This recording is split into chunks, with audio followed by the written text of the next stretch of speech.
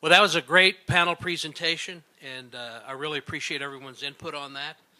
Our next presentation is going to be by Mr. Andy McLean, who you just saw in that panel, CEO of Trans Indonesia. Andy, please come on up. Please welcome him.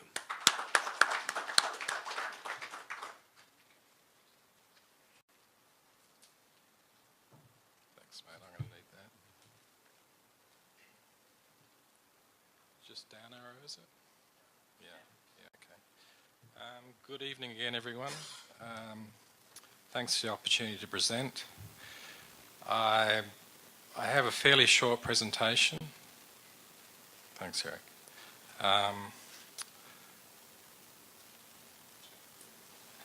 It's about what we've achieved over the last 5 or 6 years. I've been living in Indonesia for the last 6 years. I'm originally from New Zealand, but I've lived in Australia for a long time and have built networks in both countries. And as I mentioned before on the panel, the reason that I'm in Indonesia is because of the opportunity and the size of the market and the potential. And the fact that it's so undeveloped is attractive and definitely lacking in infrastructure. So it's not just telecommunications, it's roads, it's power, it's gas, it's everything. So, you know, the whole country is in need of infrastructure, and John mentioned 5,000 islands. It's actually 17,000 different islands that are bundled together. And despite all that, the quality of the mobile networks is actually quite good as far as geographic coverage goes, compared to Australia, for example, where 95% of the population live on the coast. There's large parts of Australia that don't have mobile coverage, but probably 95% of Indonesia as a country has mobile coverage. The quality of the networks is another matter, but definitely the spread of the networks is good. So the opportunity we saw was driven by that lack of visible infrastructure, and the drivers for the growth and the requirement for optical fibre infrastructure is primarily on the back of the mobile networks. So Indonesia is a country where it's skipped a generation. You don't have the traditional copper-based networks or microwave-based networks that you would see in other countries. Everything's driven by the mobile handset, and since deregulation occurred, there's been a lot of money spent on licenses and a lot of money spent on rolling network. And in the market today, there's 7 mobile carrier license holders. There's actually no MVNO model there yet, but it's coming. But all of this is drivers for backbone bandwidth and international bandwidth. So we've seen 2G go to 3G.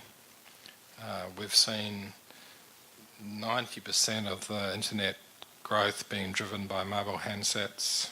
And just to give you some stats, mobile penetration's now gone through 100%. So there's 270 million handsets. In some ways, those figures can be misleading because, as you know, in most Asian countries, people have 2, maybe 3 handsets, and SIM cards are churned regularly depending on what deal the carrier has. So it's quite misleading, but despite that, the growth is still there, and a lot of these mobile carriers have been caught out because they've designed networks and the growth has been greater than they expected. And everyone sees base stations on towers and buildings. Those base stations are under incredible pressure from not just the number of users, but what those people are doing. And applications such as Facebook and Google and browsing and social networking has just driven bandwidth requirements through the roof. And now in Indonesia next year, they're going to award 4G licenses. So I'm not saying we predicted this was going to happen, but we've been quite successful in establishing our network in a very short period of time. Primarily at the moment, It is a backbone network in Sumatra and Java, and we've established 6,500 kilometres of network, and that touches a population of 120 million people. So it's quite a big market that we've managed to capture.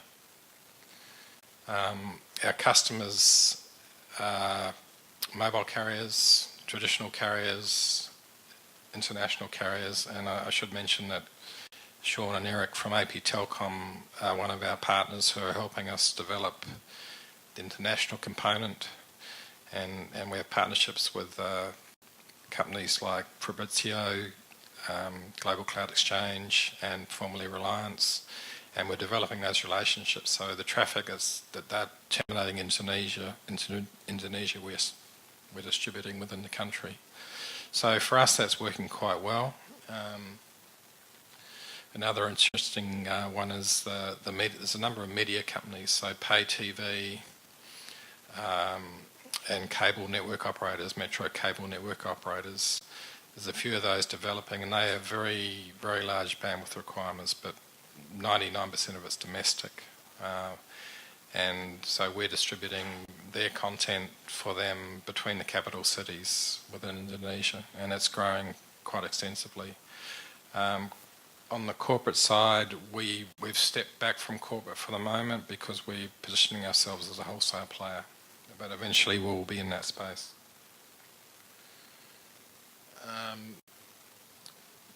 The focus of this conference is obviously international, and I'll speak a bit more about that and the growth that we're seeing. But part of our business is provision of IP transit, and so what did I do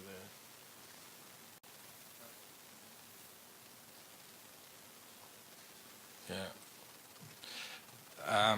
So the IP transit traffic into Indonesia over the last 4 years has increased roughly 10 times. It's gone from 100 gig, it's now a terabit essentially, coming primarily through Singapore. So the discussion we had in the panel with John about what's happening with CUS and other cables, and Fabrizio's initiative to do something out through the Middle East and Africa, that those cables have great potential. And for us, as part of our business, we see that as having major upside. Also, the potential cables coming out of Australia as well.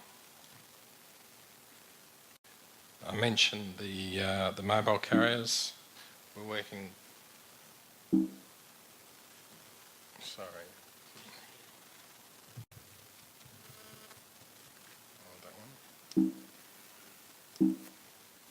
So I'll keep talking.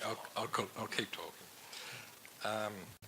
So a big part of our business is fiberisation of those base station assets for the mobile carriers, and a lot of them are in a position where they spend a lot of money developing network, and the bandwidth requirements are going through the roof, and they don't necessarily have the capex to build additional network. And they're quite smart about it, because it's much better for them to spend their money on promoting the network and customer care than being a network operator. So where it makes sense for them, they're purchasing network off us, and it's working out quite well. Just getting back to our business model, we just didn't say we're going to build 6,000 kilometres of fibre. I think the days of people going out and building network and hoping customers will come are over. So we actually secured forward contracts on our network before we built, and that is our business strategy. We will actually secure business before we commit money to build network. It's not happening. The remainder of the presentation is just a few maps to show you, but if I could talk about the construction of the network and what we went through to do that.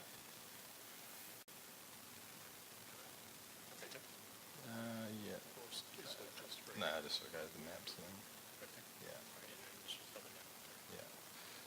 Yeah. Okay, so what you're looking at there is Sumatra on the left, which is the biggest island, and we built a cable from Jakarta to Medan, the submarine section across the Sunda Strait. Interestingly, we've leased that. We looked at building it at one stage, and in fact 5 years ago we couldn't get anyone to quote on it. Everyone was so busy, but that changed pretty quickly. And but it made sense for us to lease that rather than build it. So in Sumatra we have 28 points of presence all the way up the backbone of Sumatra. There's a lot of oil and gas activities there. There's palm oil, there's a lot of commercial activity, so it's quite strategic. And obviously in Java we have quite an extensive network as well, 36 cities in Java. And by Australian and New Zealand standards, they're all big cities. There's a lot of cities with 1 million plus people, so it's the potential's very, very good. But just getting back to the construction of the network, the 2,500 kilometres that we built from Jakarta to Medan is all direct buried cable within a conduit, but we employed 4,000 staff to do that over an 18-month period, and there wasn't one machine used on that project. Everything was hand dug, which where we come from, you would not do it that way, but it's just the way it's done, and the result's actually quite good. And there's various reasons for that. As I mentioned, every kampong in town and city that you go through to obtain permission to install a cable, you have to employ the local labour. So if you bring labour in from outside, it's not going to work. So overall we employed about 4,000 people over 18 months. And as I said, there's a lot of subplots to that.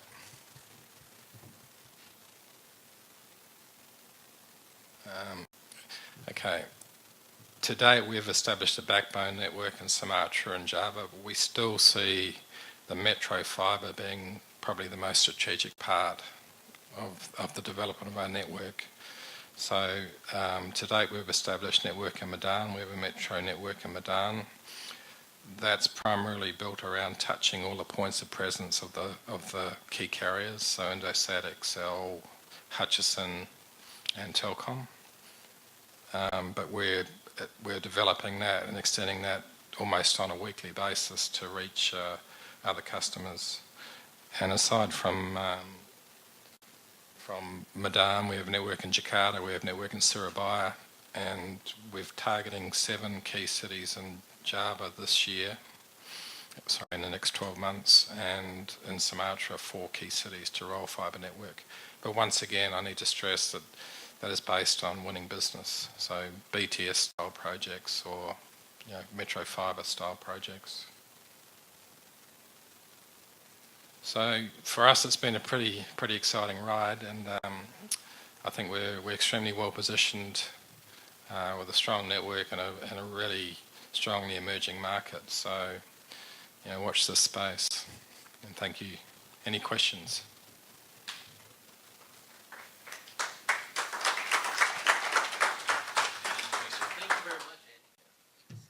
Any questions for Andy? Yes, please, in the back. I was just curious, on one of the slides you mentioned mobile front haul as well as the classic backhaul. So just, are you actually actively deploying front haul solutions? No, we're currently developing product, gating the product at the moment, but that's definitely on our roadmap. Yeah, we see that as being very strategic. Okay, thank you. Thank you. Thank you very much, Andy. Our next presentation is going to be by Paul Blanchorgan over here, and he was already up here earlier, so he needs no further introduction. Please join me in welcoming Paul.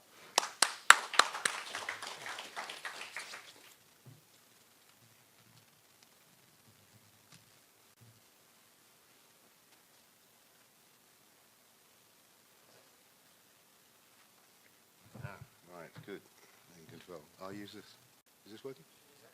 Hello? Yeah, good. Okay, my name is Paul Blanche-Organ from Cambodia, and I'd like to say thank you for Subsea asking us to actually come here and show what we're doing.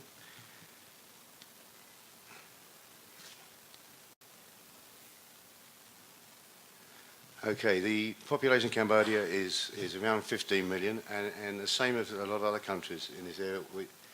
Half the population are under 30, so there's a lot of growth there. Penetration is about 16%. Oh, it's 24 years, not 52%. 20% of the population are urbanised. Now, they say there's 19 million mobile phones, but actually, again, it's people have multiple phones, and again, with churn, they have many SIMs, which seem to get thrown away all the time. GDP should rise over, is it 2010? It's a bit out of date, isn't it?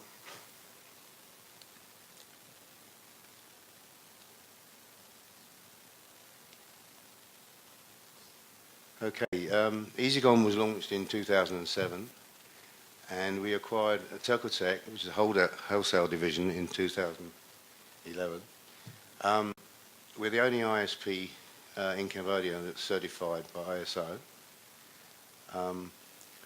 Most of our business now is wholesale, corporate and banking.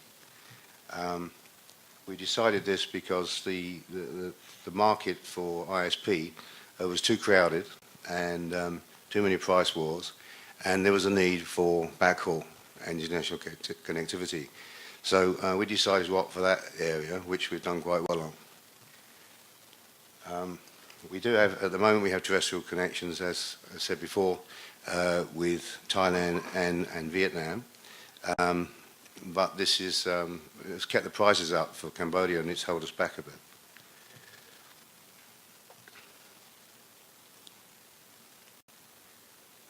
Well, our missions, you can see.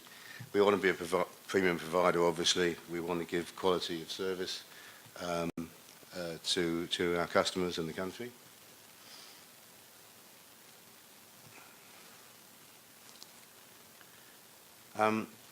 So on the fibre network now, obviously we need our own landing station, our own cable coming into the country, because, as I said, the prices are so high for connectivity. We've been looking at who we could do this with, and several cables are coming past us, but the price is prohibitive, and we just cannot afford to land them.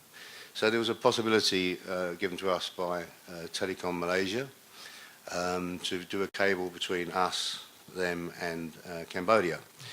And this is now going to happen, I believe. We're just selecting the vendor now, and there we go.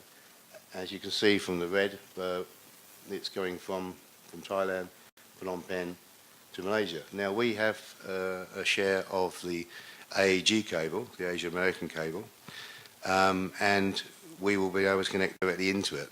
At the moment, when we bought Telcotech, they had a share in the AAG cable, but no way of getting into it other than terrestrially. So we haven't been able to benefit from it. So now we can actually connect directly to it, and we can pass this on, obviously, savings on to our wholesale market in Cambodia. So everybody will definitely reap the benefits of that. I think this also will bring down the costs of the terrestrial routes. The adjoining countries are going to have to come down in price, I think, and that will bring the whole thing down and make it more affordable. Now, we've already got 4G in Cambodia, albeit quite small at the moment. This is going to grow, obviously, and there'll be more and more bandwidth needed. And I believe, like some other people, that the growth in data is going to be mobile, not fixed. So as they roll out the 3G and 4G, and there's 3 major companies really in Cambodia doing this, So it's going to happen quite quickly.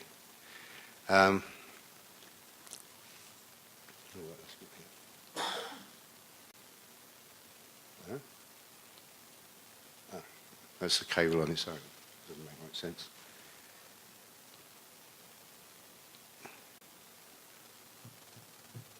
I think I've... Oh, yeah. So we're expecting to...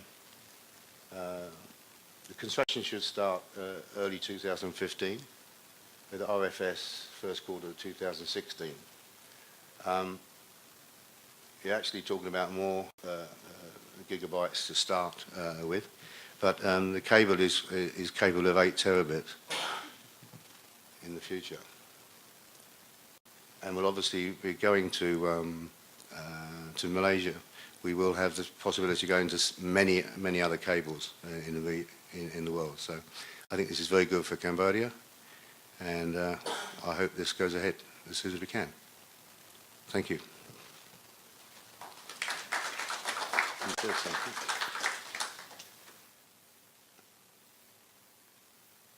That's all wrong. You didn't update that. Thank you, Paul. Any questions for Paul before we let him step away? Any questions for Paul?